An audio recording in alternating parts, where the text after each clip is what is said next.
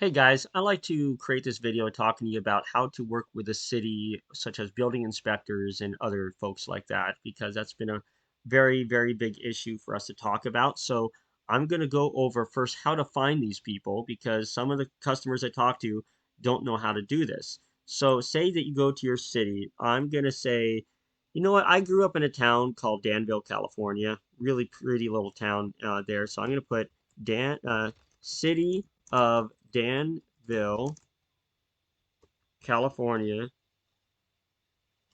um, uh, building department. Okay. All right. So when you go here, you go to the permit center or the building department there. And so what you can do is just scroll down and permit center or even look around here. There is the physical address and there's a general phone number. And what you do is you can call them even on this general phone number and say, hey, I'd like to talk to the planning department or building department. Because the planners also, they are also in charge basically on what your property can be zoned for. Can you place what is the minimum square footage or maximum square footage of the house? The building department is generally in charge of the structure itself, is what they're in charge of. But I do go to the planning department because I like to ask them three questions. And the thing is, there's something you do not ever mention when you go to the building department. Don't ever mention the word tiny house or container home. Don't ever mention that because a lot of the cities are restrictive on those terms because in their code books they only talk about ADU dwellings, which represents a accessory dwelling units, but then also the they only recognize a stick-built home or a manufactured home. So what I do for my shipping container homes is that I zone it as a manufactured home because it's factory built. And so what I do is I call the city up and I say, "Hey, I got this property at this address. Do you guys allow manufactured housing?" And they'll say yes or no. But they say no, then we go, "Okay, well, can we do a stick build? Because we have done stick builds for our company. So I'd love to get business with a customer. So and I know I'm talking to customers right now, but the thing is, if I want to help you guys out, we do need to see what they allow on your property. If it's going to be a stick build or a manufactured home. Stick builds are going to cost much more because we got to build it on site and build it from scratch. But our manufactured homes, we could just do that right out of our factory and just drop it.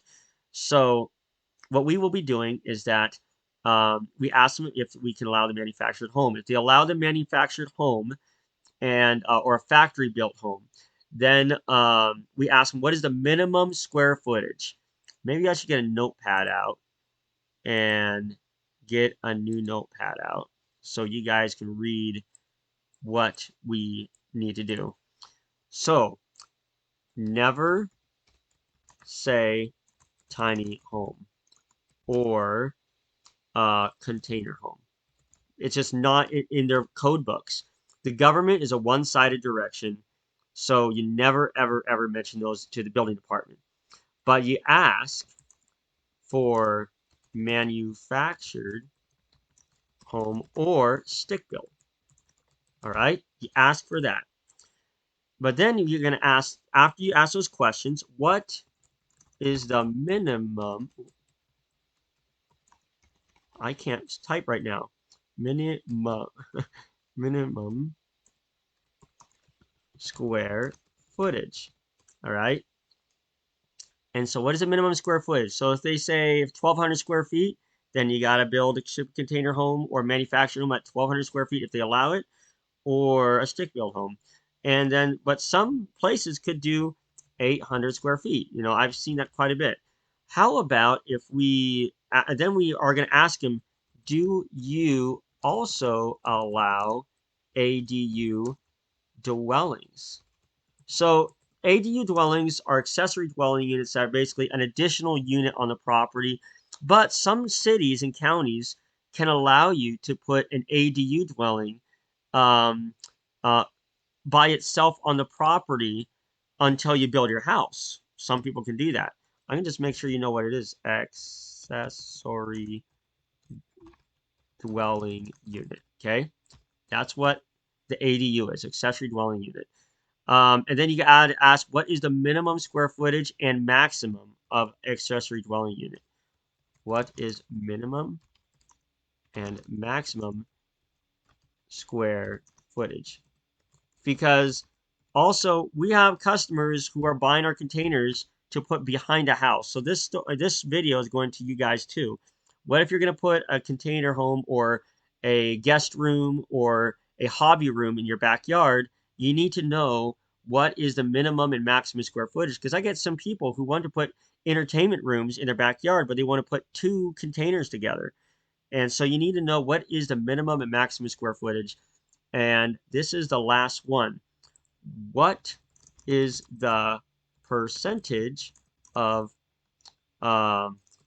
occupancy I can have in my yard? Let's go over here. In my yard. Also, how many feet do I need to be from the fence and house? Okay, so those are 2 very important things you need to ask the building inspector. What is the percentage of occupancy I can have in my yard? Basically, say your yard is say that your yard is I don't know, 800 square feet. So if you're 800 square feet and the city says you can only take up 30% of that, so times 30, so you can only do 240 square feet of space you can take up for an accessory dwelling unit in your backyard. That's something some cities would like to know, is how much percentage you can use up in that yard.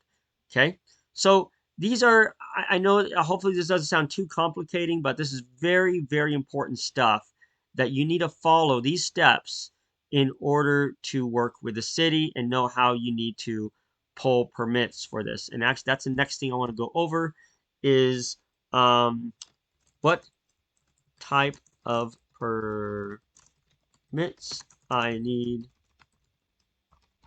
for manufactured housing or ADU dwellings. Basically, I just need to know what kind of permits. Like, do they need inspection if it's just an empty room with just some electrical, or and also so anything like that for those mechanical things. Also, do I need a permit for a mobile home or RV?